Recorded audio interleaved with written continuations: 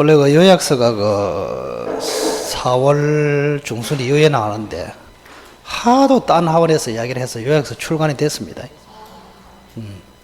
그 필요하신 분들은 미리 수업은 5월부터 합니다. 요약서를 가지고 수업은 5월부터 한다고.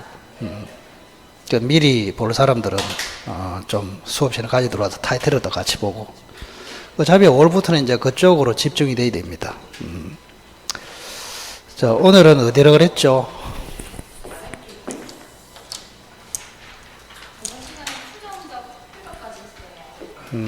그리고 무슨 이야기 안 하던가 그때?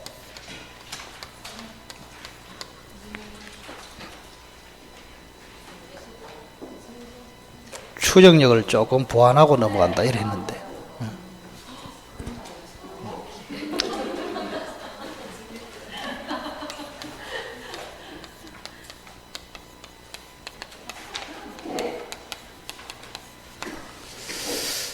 그 수업을 들어도 안 들은 것처럼 되는 사람이 있고 등기 추정력. 자, 간단하게 갑이라는 사람이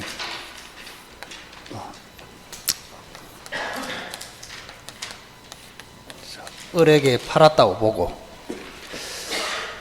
을 앞으로 등기되어 있으면 세 가지가 추정된다. 첫째는 권리가 을에게 귀속된다는 추정. 두 번째, 매매로 등기했다면 매매를 등기 원인이라 합니다. 원인 적법 추정. 세 번째는 등기 절차거든.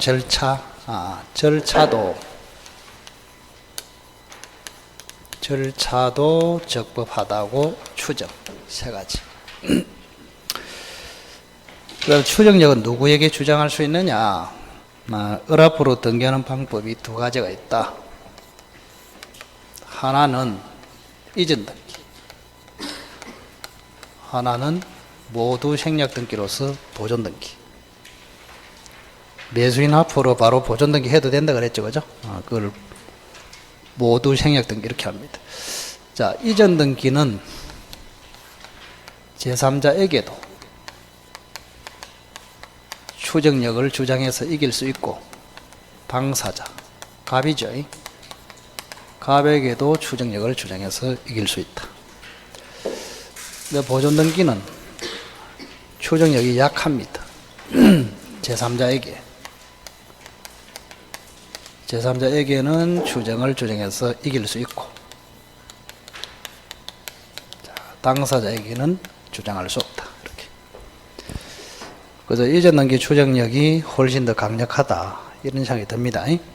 보존 등기보다. 그래서 보존 등기보다 이전 등기 추정력이 세다. 또 이전 등기보다는 특별법상의 이전 등기가 있거든요. 여기에 추정력이 더 셉니다. 세 가지. 자, 하얀 거를 추정력의 객관적 범위, 노란 거를 추정력의 주관적 범위, 이렇게 했습니다. 그럼 예를 들어서 이게 소유권 등기가 아니고 을 앞으로 만약에 저당권 등기를 했다 칩시다. 저당권 등기. 자, 을이 갑에게 돈을 빌려주고 갑의 토지에 저당을 잡았다. 저당권 등기를 했다. 그러면 권리가 저당권이잖아요. 그래서 첫째는 내 앞으로 저당권 등기가 되어 있으면 저당권이 나에게 있다고 추정. 그 다음, 저당권으로 담보되는 채권을 피담보 채권이라 합니다. 피담보 채권의 존재도 추정. 그러나 이 채권의 원인이 있잖아요, 그죠? 소비대차, 기본계약. 소비대차 계약이 존재한다고 추정되지는 않는다. 이런 판례가 있습니다. 자, 내 앞으로 저당권 되어 있으면은 저당권이 존재하는 것으로 추정, 채권이 존재하는 것으로 추정. 근데 채권의 전제가 되는 기본계약, 소비대차계약까지 추정되지는 않는다. 이런 게 있습니다. 자, 그 다음에 추정력이 없는 게 있거든요. 추정력이 부정되는 등기 5. 첫째는 가등기. 자, 내 앞으로 백날 가등기가 되어도 어떤 권리가 존재하는 것으로 추정이 안 된다. 그 다음 사자 등기, 허무인 등기, 그 다음에 표제부 등기. 5번에는 외워야 됩니다. 동일 접수번호, 동일 접수번호를 가진 등기. 이 5개는 추정력이 없습니다. 등기 보면은 조금 더 확장이 되겠지만 민법은 요거만 알고 있으면 됩니다. 근데 여기서 이제 시험에 제일 잘 나오는 게 사자다. 사자. 사자가 무슨 뜻입니까? 죽은 사람. 허무인은 무슨 뜻이에요? 요거는 존재했다가 죽은 사람. 이거는 아예 처음부터 존재하지 않았던 사람. 그럼 사자 요게 시험에 잘 나오는데 예를 들어서 한번 봅시다. 정확하게. 자, 갑이라는 사람이 토지를 을에게 1억으로 매매했다 치자. 자, 을 앞으로 지금 등기가 됐습니다. 이렇게. 근데 알고 보니까 이 갑이라는 사람이 죽은 사람이다. 언제 죽었냐? 2월 1일 날. 그럼 죽은 사람은 매매할 수 있다 없다? 없어. 자, 죽은 사람은 등기 신청이 된다 안 된다? 안 된다. 그런데 등기됐다. 요거를 사자 명의의 등기를 합니다. 정확하게. 사자가 죽은 사람이 매매하고 죽은 사람이 등기 신청해서 을 앞으로 등기됐다. 이거를 사자 등기를 한다고. 그럼 여기는 추정력을 안 준다고. 자, 죽은 사람은 매매할 수도 없고 죽은 사람은 등기 신청할 수도 없기 때문에. 그런데 주의해야 될 게 있습니다. 만약에 죽은 게 4월 1일이야. 자, 그럼 매매를 해놓고 죽을 수가 있잖아요. 맞죠? 매매를 해놓고 죽고 등기 신청해놓고 죽을 수 있잖아요. 그럼 이때는 이게 가능하잖아요. 그때는 추정력이 있다고 이렇게. 요것 때문에 사자는 시험에 잘 나온다. 자, 사망하기 전에 등기 원인이 존재했다면 사자 등기는 추정력이 있다. 오케이? 요거 하려고 하는 것입니다. 자, 195페이지 보겠습니다. 가등기를 한번 볼까요? 가등기.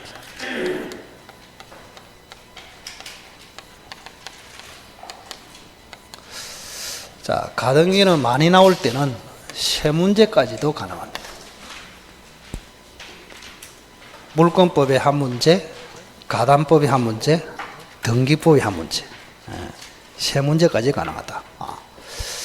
자, 우선은 예를 한번 들어볼게요. 갑이라는 사람이 을에게 1억으로 매매를 했다 칩시다. 자, 매매를 하는 순간 매수인 을에게는 소유권 이전, 청구권을 가집니다. 자, 이 청구권을 순위를 보존하기 위해서 갑의 토지에 을 앞으로 임시로 등기한다. 자, 이거를 순위 보존 가등기. 정확하게. 자, 담보를 목적으로 했다. 순위 보존을 목적으로 했다. 순위 보존. 그 순위 보존 가등기. 이렇게 불러요. 자, 그럼 여기서 이제 주의할 게 뭐냐. 이때 청구권이 있잖아요. 청구권. 자, 청구권은, 자, 을이 지금 물권자입니까? 채권자입니까? 채권자. 등기가 안 됐잖아요. 등기가 돼야 물권자가 되죠. 그죠? 가등기 정도 가지고는 아직 채권자에 불과하다. 그럼 채권자로서 청구했기 때문에 요 청구는 채권적 청구권이다. 자, 그래서 만약에 줄여서 물청이라고 하겠습니다. 물권적 청구권을 보전하기 위해서 가등기 할 수 있다. 무조건 X입니다. 채권적 청구가 돼야 된다. 만약에 물권적 청구가 되면 이미 을 앞으로 등기됐다 이 말이거든요. 그래야 물권을 가지는 거 아닙니까? 그러면 물권적 청구일 때는 이미 등기됐기 때문에 가등기할 필요가 없잖아요. 그래서 이때 청구권은 채권적 청구다. 꼭 기억하시오. 그 다음 두 번째, 정지조건부 청구권. 요거는 되는데 해제조건부 청구권, 요거는 보전할 수 없어요. 채권적 청구는 되는데 물권적 청구는 안 된다. 이 두 개를 꼭 기억하셔야 된다. 자, 정지는 앞으로 효력이 생깁니까? 소멸합니까? 생긴다. 해제는 소멸. 그럼 앞으로 소멸되는 청구권을 보전할 필요가 없단 말이에요. 앞으로 생길 청구권을 보전한다. 이래 돼야 되거든요. 그 등기법에도 자주 나오는데 이거를 뭐 등기법이나 외우고 난리더라고. 그 생각을 해보면 당연한 것인데, 그죠? 앞으로 생길 청구권을 보전해야지 앞으로 소멸될 청구권은 보전할 수 없다. 이렇게. 자, 기억하시고, 그 다음 가등기는 세 번째, 추정력이 없어요. 지금 저 왼쪽에서 했지만 가등기 정도 해봤자 권리가 추정되지 않습니다. 자, 가등기는 나중에 본등기 했을 때만 의미가 있습니다. 본등기 하기 전에는 아무런 의미가 없다. 그래서 추정력도 없다. 이렇게. 자, 그 다음에 사례 문제를 한번 풀어봅시다. 자, 을이라는 사람이 소유권 이전 청구를 가졌잖아요. 자, 이 청구권 자체를 을다시에게 양도할 수 있을까? 가능합니다. 자, 을이 가지고 있는 갑에 대한 소유권 이전 청구권을 을다시에게 팔아먹을 수 있다고. 가등기로 보존된 을의 청구권을 을다시에게 돈 받고 팔아먹을 수 있다. 청구권 양도. 그럼 부동산에 대한 권리를 양도하기 때문에 이전 등기를 해야 합니다. 이렇게. 자, 그러면 자, 을이 보존하고 있는 가등기 상의 청구권을 을다시 앞으로 넘긴다.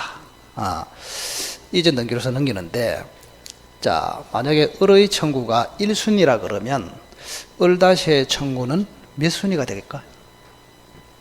그대로 양도받았어. 그대로 1순위. 그러면 순위를 유지하기 위해서 필요한 등기를 여러분들은 앞으로 부기 등기라고 배웁니다. 자, 그래서 결론적으로, 자, 가등기로 보존된 청구권을 이전 등기함으로써 을다시에게 넘어갈 수 있는데, 그 등기의 형식은 순위를 맞추기 위해서 무슨 등기? 부기 등기를 한다. 그러면 이거를 도대체 뭐라 하느냐? 굉장히 중요하죠.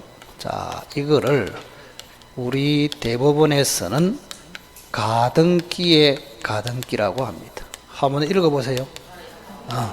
가등기의 가등기 이렇게 불러요. 그 등기법에서 배울 때 가등기의 가등기가 나오기는 나오는데 무슨 말인지 아무도 몰라. 그 이런 이야기라고. 한 번 더.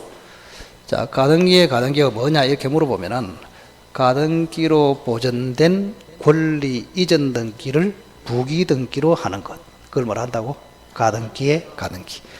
그래서 가등기의 가등기 방식으로 을의 청구권을 양도할 수 있다. 그렇게 기억하시오. 자, 그 다음, 만약에 을이 가등기를 하고 있는데 이 갑이라는 사람이 병한테 팔아먹었어. 뭐 예를 들어서 정혈을 해가지고 4월 1일 날 이렇게. 자, 병한 프로 이전 등기가 됐습니다. 현재 소유자가 누굴까요? 현재 소유자. 병이죠, 그죠? 병. 현재 소유자. 소유자 누구라고? 병. 정여라는 계약을 하고 등기했으니까 병이 소유자 아닙니까? 당연히, 그죠? 자, 을은 소유자입니까? 채권자입니까? 채권자. 을은 채권자에 불과하고 현재 병이 소유자다. 근데 병이라는 사람은 소유자이기는 한데 상당히 위험합니다. 왜 그럴까요? 자, 을이라는 사람은 지금 중도금만 지급했단 말이에요. 5천만 원. 자, 중도금만 지급했기 때문에 갑이 을한테 본등기를 해줍니까? 안 해줍니까? 안 해주죠. 그래서 이제 을은 임시로 지금 자기 청구권을 보전하기 위해서 가등기 조치를 취했단 말이에요. 근데 을이 나중에 잔금을 구했어. 5천만 원. 그럼 을은 어떤 조치를 취할 수 있을까요? 가등기에 의해서 뭐 할 수 있다고? 본등기를 할 수 있잖아요. 본등기를 할 수 있다. 5월 1일 날. 자, 병이 일단은 소유자였습니다. 그 나중에 을이 잔금을 구해가지고 가등기에 의해서 본등기를 해버리면 어떻게 될까? 자, 지금 본등기는 5월 1일 날 했지만 순위를 3월 1일 날 보전을 해놨단 말이에요. 그럼 병의 등기는 4월 1일, 을의 등기는 5월 1일, 가등기는 3월 1일. 그럼 병하고 우열을 다툴 때는 요거를 기준으로 하는 것이 아니고 3월 1일 기준으로 한다. 그래서 을이 우선한다. 이렇게 됩니다. 그래서 요 등기는 직권으로 말소됩니다. 이렇게. 그래서 을이 최종적으로 소유권을 회복한다. 이렇게. 자, 가등기를 왜 하는지 알아야 돼. 내가 잔금이 없어가지고 본등기를 할 수 없어. 근데 불안해. 남한테 팔까 싶어서. 그때 순위를 미리 가등기로 보전을 해놔. 그럼 남한테 팔더라도 나중에 본등기를 하게 되면은 저 남을 제거시키고 내가 소유권을 찾아올 수 있다. 그것 때문에 가등기를 하는 거예요. 오케이? 그럼 을은 언제 소유권을 취득할까요? 5월 1일. 그래서 우리가 물음이 있을 때 물권 변동, 물권 변동은 취득이다 이 말입니다. 물권 변동은 5월 1일. 그래서 이거를 비소급 표현을 이렇게 한다고. 순위는 며칠로? 3월 1일. 그러면 순위는 소급 이렇게 한다고. 자, 순위는 3월 1일 날로 소급, 물권 변동은 본등기 했을 때 비소급. 그래서 을이라는 사람은 다른 등기하고 우열을 가릴 때는 가등기를 기준으로 우열을 가리고 물권 변동 자체는 언제? 본등기 했을 때. 그럼 병의 등기를 뭐라 하는가? 자, 잘 보면은 가등기와 본등기 사이에 요거 있죠, 그죠? 3월 1일, 5월 1일, 4월 1일 그 사이에 있잖아요. 그래서 이거를 중간 처분의 등기라 합니다. 등기법에서 매우 중요한 개념이죠, 그죠? 중간 처분의 등기. 자, 나의 가등기와 본등기 사이에 제3자의 등기를 뭐라고? 중간 처분의 등기. 중간 처분의 등기는 등기관이 직권 말소한다. 이렇게. 자, 그리고 하나 더 있습니다. 자, 본등기를 할 때는 청구를 해야 됩니다. 가만히 있어도 등기관이 본등기를 해주는 게 아니잖아요. 본등기 청구를 한다고. 그럼 을이 본등기를 청구할 때 갑에게 하느냐 병한테 하느냐 이게 매우 중요합니다. 반드시 갑에게 합니다. 자, 본등기 청구는 누구한테 한다고? 갑에게 본등기 청구. 본등기 청구는 반드시 갑에게 한다. 아주 중요합니다. 조론합의체 판결. 그러면 갑을 뭐라 할까요? 말을 할 때. 자, 가등기를 한 을을 뭐라 하느냐? 가등기 권리자라 합니다. 따라 해보세요. 그러면 갑을 뭐라 할까요? 가등기 의무자라고 합니다. 그래서 가등기 권리자는 잔금을 구해가지고 본등기를 청구할 때 가등기 의무자 갑에게 해야지 병한테 해서는 안 된다. 그럼 병을 뭐라 하느냐? 양수인이라고 합니다. 또는 제3자라고 합니다. 또는 현재 소유자라고 합니다. 이렇게. 그래서 이 사람에게 본등기를 청구하는 것이 아니고 가등기 의무자 갑에게 한다. 아시겠죠? 그거 잘 기억하시면 됩니다. 자, 나머지는 지금 볼 거 없어요. 자, 쭉 넘어갑시다. 뒤로 넘어가면 200의 페이지 혼동.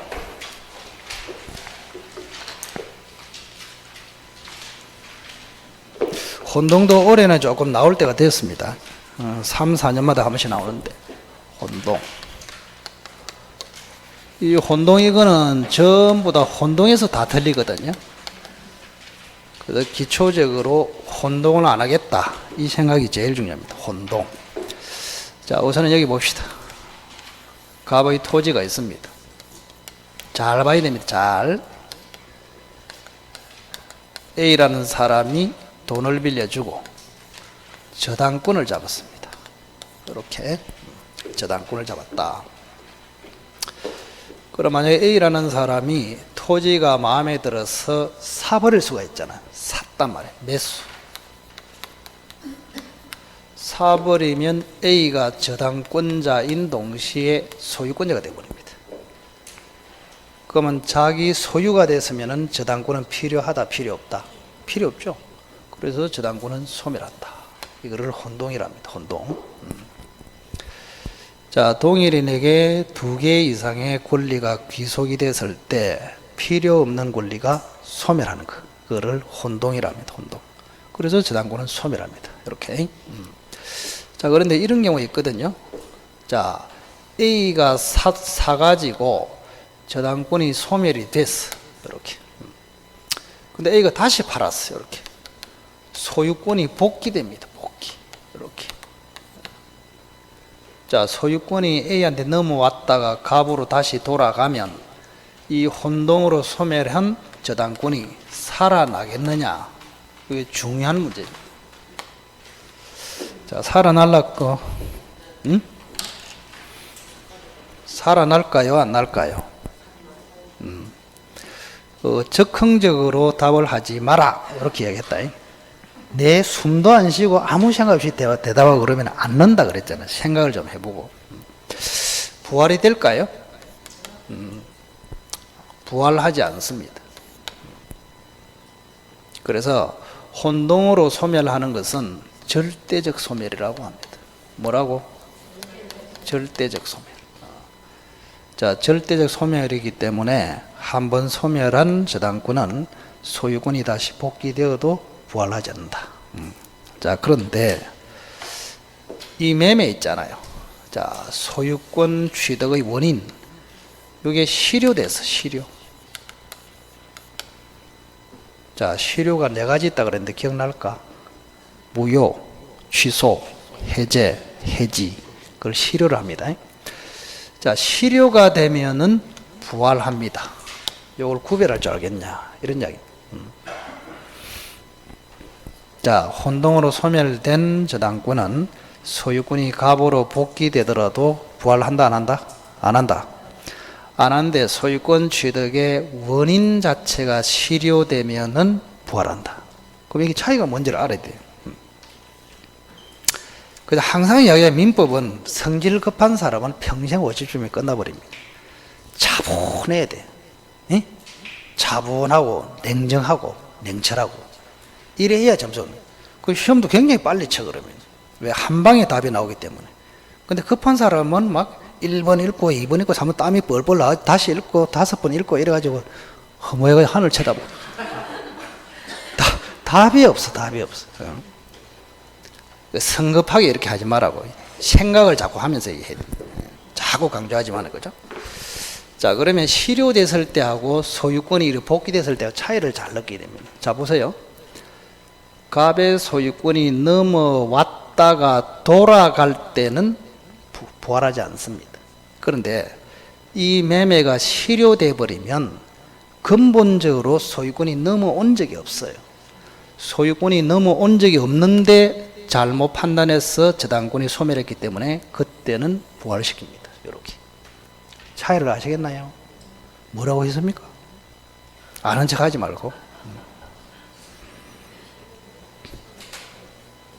표현을 제가 어떻게 했냐고.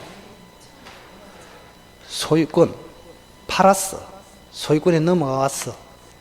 그럼 저당권이 소멸했어. 근데 A가 또 팔았어. 소유권이 돌아갔어. 그럼 저당권은 부활한다, 안 한다? 안 한다고. 소유권이 일단 넘어와서 돌아갈 때는 부활하지 않는다. 근데 이 매매가 실효되면은 A 앞으로 소유권 등기가 되어도 실제로 소유권이 넘어왔습니까? 아예 안 넘어왔어. 아예 안 넘어왔지. 소유권이 넘어온 적이 없단 말이에요. 그럼 넘어온 적이 없는데 넘어온 것처럼 저당권이 소멸됐기 때문에 그때는 저당권이 부활합니다. 이렇게. 이 차이를 정확하게 하시라. 자, 두 번째. 자, 갑이라는 사람이 역시 A로부터 돈을 빌렸습니다. 정신을 바짝 차리고 3월 1일 날. 그 다음에 좀 있다가 B라는 사람이 역시 돈을 빌려줬습니다. 이렇게 4월 1일 날. 자, 이 A는 선순위, B는 후순위가 되겠다. 네. 자, 여러 명이 나왔을 때 문제를 이제 삼아 봅시다. 자, B라는 사람이 토지를 샀습니다. 즉 소유권을 취득했어. 그럼 B가 소유자가 됐죠. 자, B의 저당권은 필요하다, 필요 없다, 필요 없다. 그래서 혼동으로 소멸. 이렇게. 그 다음 두 번째. B는 가만히 있고 A가 샀습니다. 소유권이 넘어왔어. 자, 저당권은 필요 없으니까 혼동으로 소멸할까요? 여기는 안 되죠. 왜 안 됩니까?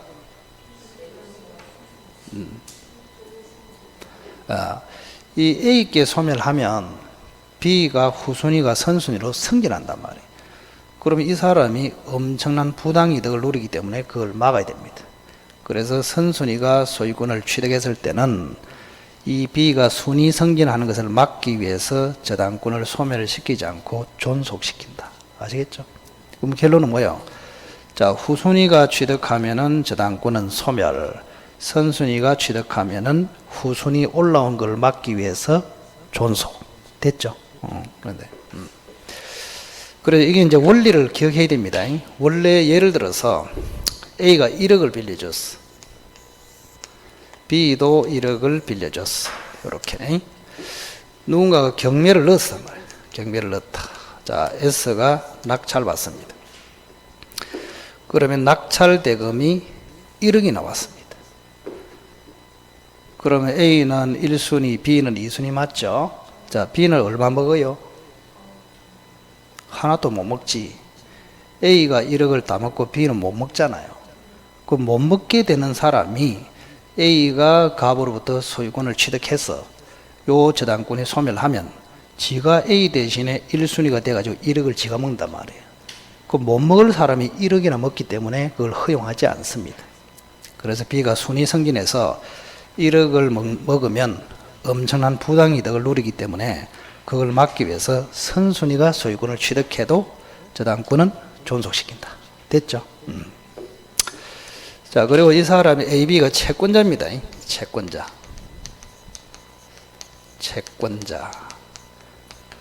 그죠? 채권자 겸 저당권자. 갑은 뭐예요? 채무자 겸 설정자. 이렇게 됩니다. 자, 그럼 여기 잘 봐야 됩니다. 자, 요 A가 아버지야. 아버지. 갑은 아들입니다. 이렇게.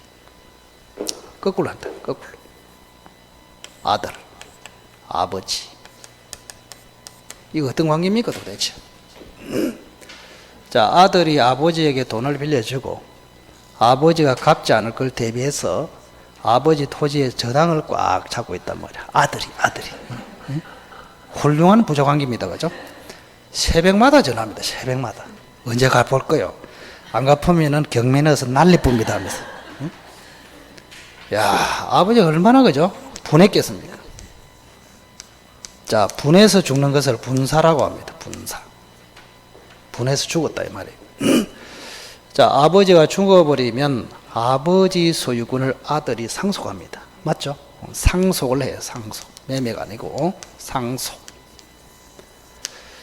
그럼 매매하고 상속의 차이가 뭐예요? 차이. 자, 매매로 취득하면은 소유권만 취득하잖아요. 근데 상속으로 취득하면은 이게 포괄성계 아닙니까? 소유권만 취득합니까? 갑의 채무도 넘어옵니까? 채무. 그래서 아들 앞으로 채무까지도 딱 넘어온단 말이에요. 채무. 그럼 어떤 현상이 있을까? 자, 아들은 채권자 겸 채무자 이래 되잖아요. 그럼 자기가 자기한테 돈 빌려준 것처럼 이래 되잖아요. 그럼 채권은 의미가 있어요? 없어요? 없지. 그러면 채권 자체가 소멸해버려요. 그럼 채권이 소멸하면은 저당권도 당연히 소멸합니다. 이렇게. 자, 이게 12년 전에 사법고시에 출제가 됐다. 이 말입니다. 그럼 여러분은 자, 결론을 딱 기억하세요. 자, 후순위 저당권자가 소유권을 취득하면은 무조건 소멸. 자, 선순위 저당권자가 소유권을 취득하면은 매매나 정여로 취득하면은 존속, 상속으로 취득하면은 소멸. 아시겠죠? 정확하게. 이것만 기억해도 큰 문제가 없다. 출제위원이 테스트를 하려면은 상속하고 매매를 100% 테스트하고 싶어한다. 그래서 사법고시에도 출제를 한단 말이에요. 자, 다시 한번 이야기합니다. 후순위 저당권자가 매수해서 소유권 취득하면은 후순위 저당권은 소멸. 자, 선순위 저당권자가 소유권을 취득하면은 자, 아무 소리 없으면 법률 행위로 취득하는 거예요. 법률 행위가 대표적으로 매매 정의입니까? 그죠? 그때는 존속. 자, 상속으로 특별하게 취득해버리면 채무까지도 승계하므로 아들의 채권 자체가 소멸해요. 그럼 피담보 채권이 소멸하니까 저당권도 언제나 소멸. 아시겠죠? 잘 기억하시라. 자, 그 정도만 기억하시면 충분합니다. 자, 뒤에 점유로 넘어갈까요? 점유.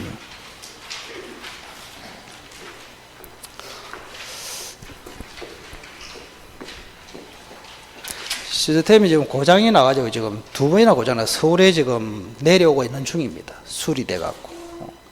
지방에는 수리할 게 없어. 지금 고정돼 있죠, 그죠? 고정. 고정이 되어 있으니 좀 불편합니다. 저도 이게 칠판 닦는 걸 제일 싫어하거든. 자, 필기하시는 분은 필기를 하기가 좀 힘들 거예요.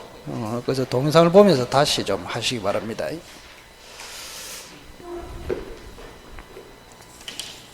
자, 우선은 점유에서는 첫째는 뭘 하느냐? 개념. 개념을 먼저 잡아야 된다. 자, 갑이라는 사람이 을에게 빌려줬습니다. 자, 갑은 을에게 빌려줬고 을은 빌렸습니다.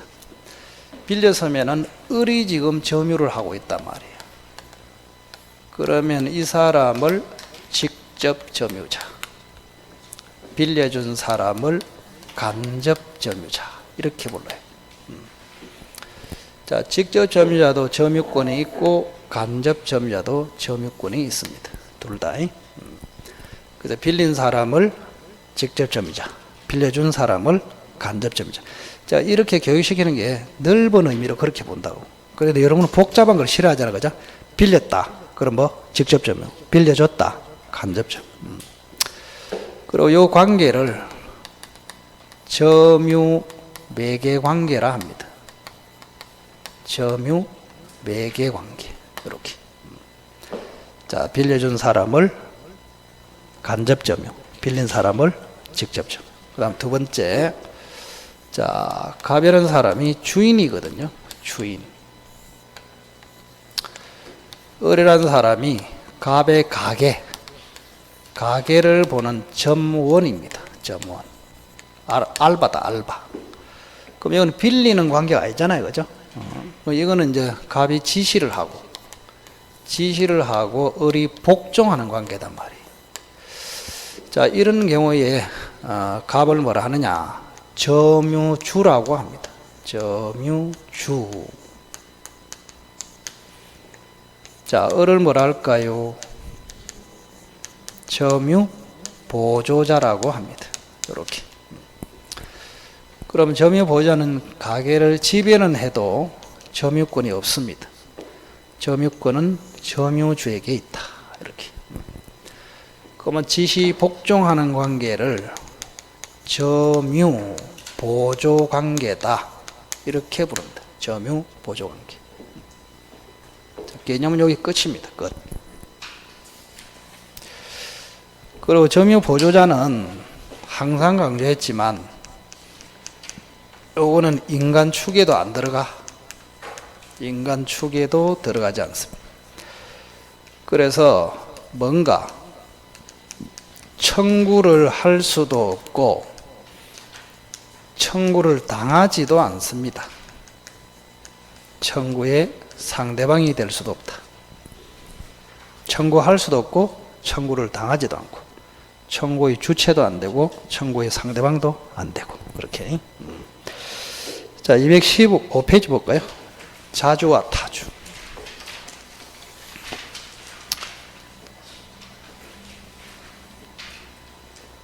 자, 점유의 3대 핵심 문제 중에 하나가 요겁니다. 점유의 형태, 점유의 형태, 자주와 타주. 자주점유는 뜻이 뭘까요? 소유의 의사를 가진 점유. 자주는 소유의, 떨지 마라. 온갖 게 신경 다 쓰인. 그걸 달달 떨어서 하면 선생님이 이거 좋아하겠나? 다른 선생님도 이야기하던데, 그죠? 차분하게 좀 있어봐라. 연습을 해봐라고, 연습을. 차분하게. 차분하게. 자, 자주는 소유의 의사가 있는 것이고, 소유의 의사. 자, 소유의 의사를 가진 점유를 자주, 소유의 의사가 없는 것을 타주라고 합니다. 이렇게. 그러면 소유의 의사가 있냐 없냐는 요거는 주관적으로 판단한 것이 아니고 객관적으로 판단한다. 뭐 이걸 객관설이다 아니면은 권언설이다 이렇게 불러요. 객관. 주관은 실제로 소유의 의사가 있냐 없냐 그런 뜻이고 객관적이라 말하는 실제 의사와 상관없이 남들이 봤을 때 소유의 의사가 있는 것으로 보이냐 그걸 평가입니다. 평가. 그래서 객관적이라 말은 평가 문제다 이렇게 기억하시기 바랍니다. 평가. 이렇게 연습을 한번 해볼까요? 자, 갑이 주인입니다. 주인.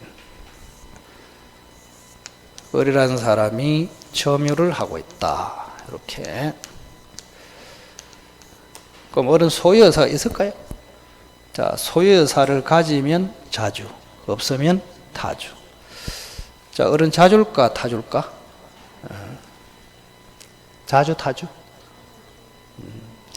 잘 참은 사람이 답이다. 잘 참은 사람. 객관적인 근거를 제가 제시를 안 했잖아. 그러면 자주냐, 타주냐, 이 판단할 수가 없어요, 지금까지는.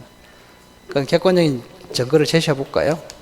자, 을이라는 사람은 도둑놈이야, 도둑놈. 자, 도둑놈은 어떨까요? 도둑놈은 항상 자주입니다. 실제로 도둑놈이 소유의 의사가 없이 가난한 사람에게 주기 위해서 훔쳤다 하더라도 그거는 지생각이고 일반인이 봤을 때는 자기 하려고 소유하려고 훔쳤을 것이다 이렇게 평가된단 말이에요. 객관적으로 봤을 때. 그러면 항상 소유의 의사가 있는 것을 본다. 그래서 자주. 이거를 계속 연습시키는 것은 객관설이 무슨 뜻이냐 그걸 자꾸 익히라고 무슨 느낌을 가져야지, 그죠? 그 다음 두 번째. 자, 을이라는 사람이 빌린 사람이야. 자, 빌린 사람은 남들이 봤을 때도 소유의 의사가 있어 보입니까? 없어 보입니까? 없어 보이죠. 그래서 빌린 사람은 실제 의사와 상관없이 무조건 타주이다. 이렇게 빌린 사람이.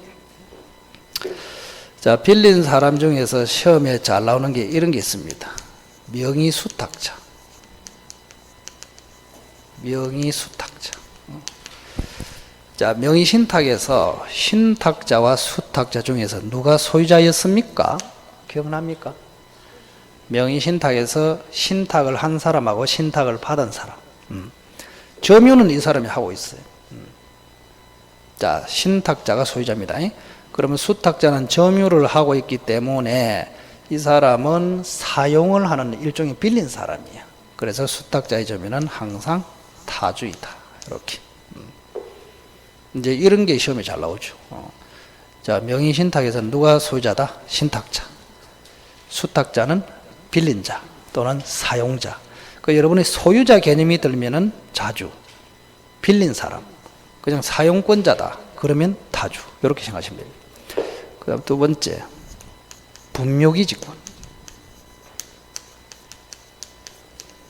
자, 분묘기지권은 소유권입니까? 아닙니까? 예? 자, 소유권에 해당될까요? 사용권에 해당될까요? 사용권. 그래서 사용권자는 빌린 자하고 비슷하기 때문에 타주이다. 이렇게. 외울 필요가 없다는 점에서 계속 설명하고 있습니다. 세 번째, 공유자. 자, 공유자는 어떨까? 예를 들어서, 자, A와 B가 공유를 하고 있습니다. 이렇게.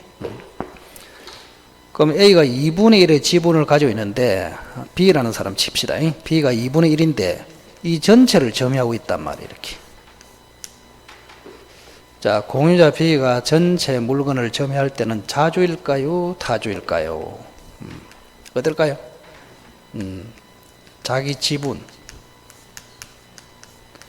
자기 지분에 관련해서는 자주로 보고, A의 지분, 타인의 지분, 타인의 지분하고 관련된 점유는 타주. 이렇게 보는 것이 판례입니다. 자, A가 2분의 1, B가 2분의 1 지분을 가지고 있는데 B가 혼자서 점유를 다 하고 있단 말이에요. 그러면 자기 지분하고 관련해서는 자주, A의 지분하고 관련해서 B의 점유는 타주. 이렇게. 자, 그렇게 보시고, 매매를 한번 볼까요? 자, 갑이라는 사람이 을에게 지금 1억으로 팔았습니다. 3월 1일 날. 자, 우선에 을의 점유를 한번 봅시다. 을의 점유. 자, 을은 매수인입니다. 매수인의 점유. 매수인이 지금 점유하고 있어. 자, 매수인의 점유는 자주일까요? 타주일까요? 자주. 자주가 원칙이다. 딱 이렇게 해놓고, 남들이 봐도 자기가 소유하려고 샀을 것이다. 이렇게 평가가 되잖아요. 자주. 자, 그런데 만약에 요 매매가 무효로 판명이 났다. 이렇게. 자, 매매가 무효로 나온 매수인이 잠시 점유할 수 있잖아요. 반환하기 전에. 그때는 어떨까?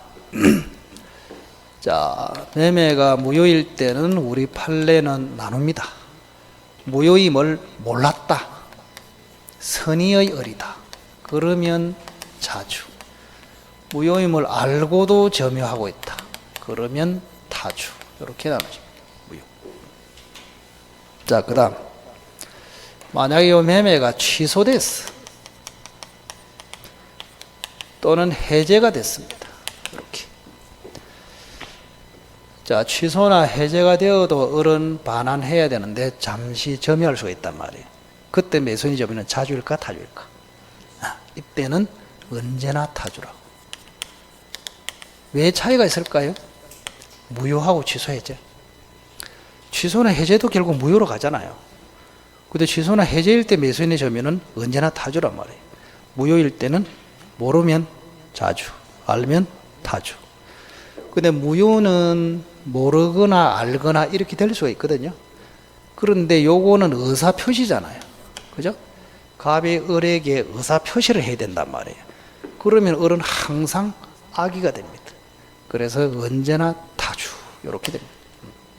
오케이? 자, 그 다음. 매도인의 점유를 보겠습니다. 매도인이 팔아놓고 잠시 점유할 수도 있다. 이 말입니다. 자, 매도인의 점유는 자주일까요? 타주일까요? 우선. 자, 요거는 우리 판례가 나옵니다. 매도하기 전에는 완전히 소유자였죠. 이때는 자주. 매도한 후, 자, 매도한 후에는 넘겨줘야 하지만 잠시 점유할 수가 있잖아요. 그때는 뭐로 바뀐다? 타주. 어차피 매매를 한 후기 때문에 소유권이 넘어가는 것을 전제로 잠시 점유하기 때문에 타주로 봅니다. 그래서 매매를 하자 말자 자주에서 타주로 전환된다. 표현을 이렇게 합니다. 전환. 자주에서 타주로 전환. 자, 간단한데 여기 이제 기본 핵심입니다. 핵심. 그 뭐든지 핵심을 찌르고 난 다음에 확장을 시키게 됩니다. 확장. 자, 연습. 소유의 의사가 있으면 자주, 없으면 타주. 소유 의사가 있냐 없냐는 객관적으로 판단. 실제 의사가 중요한 것이 아니고 일반인이 봤을 때 그렇게 평가되냐. 소유의 의사가 있는 것으로 평가되면은 자주, 없는 것으로 평가되면은 타주. 자, 우선은 도둑놈의 점유는 항상 자주, 빌린 사람의 점유는 항상 타주. 그럼 빌린 사람의 개념 중에는 중요한 개념이 있다고. 명의수탁자, 분묘기지권자. 요거는 전부 다 소유권이 아니고 사용권입니다. 그래서 사용권자는 빌린 사람 개념에 들어가므로 항상 타주. 자, 공유자의 점유는 뭐라고? 자기 지분과 관련해서는 자주, 타인의 지분과 관련해서는 사용자에 불과하므로 타주. 이렇게. 자, 매수인의 점유는 아무 소리 없으면 자주. 자, 매매가 무효일 때 매수인의 점유는 무효임을 모르면 자주, 알고 점유하면은 타주. 자, 매매가 취소나 해제되면은 의사 표시를 의뢰하게 하기 때문에 항상 알게 돼. 그때는 언제나 타주. 자, 매도인의 점유는 매도하기 전에는 자주, 매도한 후의 점유는 타주로 전환. 이렇게 아시겠네요? 그렇게. 자, 나머지는 크게 문제될 게 없습니다. 자, 219페이지 잠시 한번 보실까요? 자, 219페이지 파란 4번 보세요. 자주, 타주 간의 전환. 자, 양과를 이번은 조금 전에 했습니다. 자주에서 타주로 전환.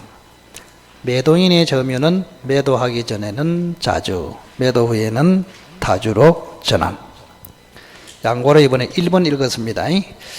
자, 그 다음에 양과를 1번 올라가면은 이제 거꾸로 타주에서 자주로 전환.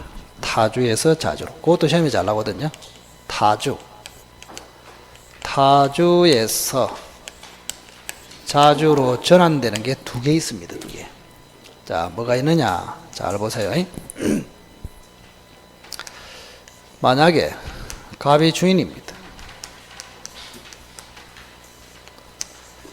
자, 을이 임차인입니다. 임차인. 자, 임차인이 지금 점유를 하고 있어요. 자, 임차인의 점유는 자주입니까? 타주입니까? 타주죠, 그죠? 자, 타주인데 임차인이 사버렸어요. 이렇게 샀어. 사버리면 이 사람이 소유자가 되어버리죠. 그때는 타주에서 자주로 전환된다. 이런 이야기. 임차인 당시에는 타주였다가 사가지고 소유자가 되면은 자주에서 타주로 전환. 그럼 이거를 뭐라고 표현하냐? 새로운 권한으로 임차인이 점유했다. 표현을 이렇게 합니다. 이 표현이 중요하다고. 한번 읽어보세요. 자, 타주 점유자가 새로운 권한으로 다시 점유하면은 자주로 전환. 이렇게. 자, 그 다음. 자, 을이 이제 빌렸는데 갑에게 전화를 합니다. 지금부터 내 거다. 이래 해버렸어요. 전화를 해가지고. 자, 지금부터 내 거다. 이래 버리면 일종의 횡령입니다. 횡령. 자, 횡령하는 순간 역시 타주에서 자주로 전환됩니다. 이렇게. 두 가지를 기억해야 됩니다. 그러면 이거를 뭐라 하느냐? 타주 점유자가 소유의 의사를 표시했다. 이렇게 표현합니다. 자, 임차인이 매수했다. 타주에서 자주로 전환. 임차인이 횡령했다. 타주에서 자주로 전환. 그럼 매수했다 이거를 임차인이 새로운 권한으로 점유했다. 횡령했다 이거를 임차인이 주인에게 소유의 의사를 표시했다. 이렇게 봅니다. 그거 줄 거라고. 자, 4번의 양괄호 1번의 동그라미 1번. 자, 타주가 자주로 전환하기 위하여는 그 다음부터 줄 새로운 권한에 의해서 점유. 간단하게 새로운 권한, 그게 핵심이라고. 새로운 권한에 의해서 점유. 그 다음 그 밑에 자기에게 점유시킨 자, 즉 주인입니다. 주인에게 소유의 의사가 있음을 표시. 자, 위의 줄에는 임차인이 매수, 밑에 줄에는 임차인이 횡령, 이랬으면 되잖아요. 그죠?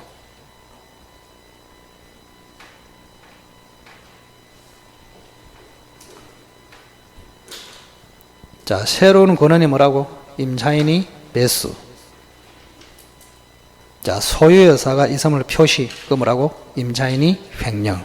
두 가지. 자, 그 다음 221페이지 보실까요? 하자 있느냐, 하자 없느냐. 하자가 있냐, 하자가 없느냐. 자, 점유에 하자가 없다, 하자가 있다. 개념을 조금 아셔야 됩니다. 이렇게 하자가 없다. 자, 하자 없는 경우는 선의, 무과실, 평온, 공연, 요거는 하자가 없다. 자, 선의 반대말은 뭘까요? 악의. 무과실 반대말은 과실. 평온 반대말은 폭력. 공연 반대말은 은비. 이렇게. 자, 요거는 하자 없다, 하자 있다. 표현 방식을 기억하십시오. 근데 주의할 점은 자주는 하자가 없고 타주는 하자가 있다, 이런 말은 안 씁니다. 자주는 하자가 없고 타주는 하자가 있다, 그 말은 안 쓴다고. 그래서 요 네 가지를 꼭 기억하시라. 자, 그 정도 보시면 됐고, 222페이지 보세요. 199조 한번 천천히 읽어볼까요? 중간에 199조.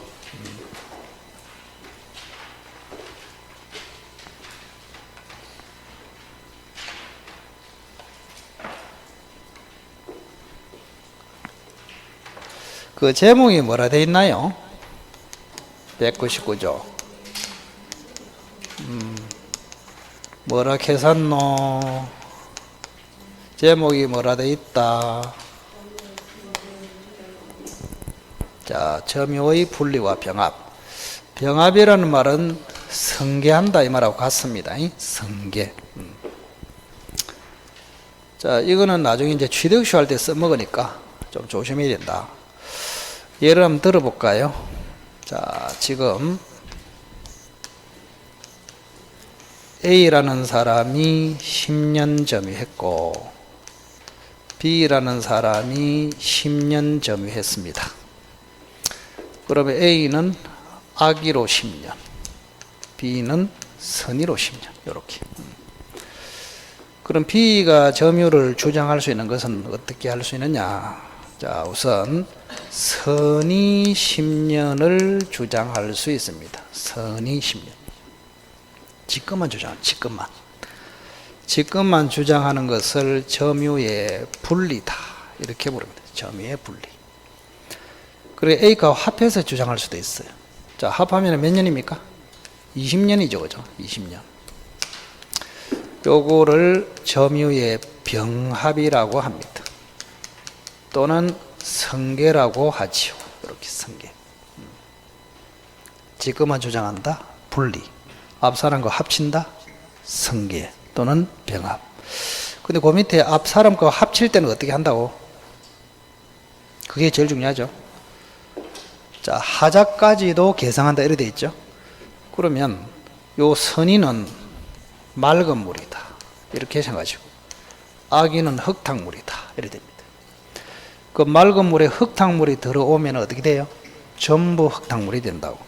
그래서 여기는 아기 20년이 돼버립니다. 이렇게. 오케이? 무슨 말인지. 그래서 B라는 사람은 자기 것만 선 20년 주장할 수 있고 앞 사람 까고 성계해서 병합해서 20년을 주장할 수 있는데 성계를 할 때는 요 하자까지도 성계를 같이 합니다. 그래서 맑은 물에 흙탕물을 성계하면은 전부 흙탕물로 바뀌어서 아기의 20년 이렇게 됩니다. 됐죠? 간단하게 그죠? 뭐 할 것도 별로 없잖아. 자, 그 정도가 점유의 기초입니다. 기초.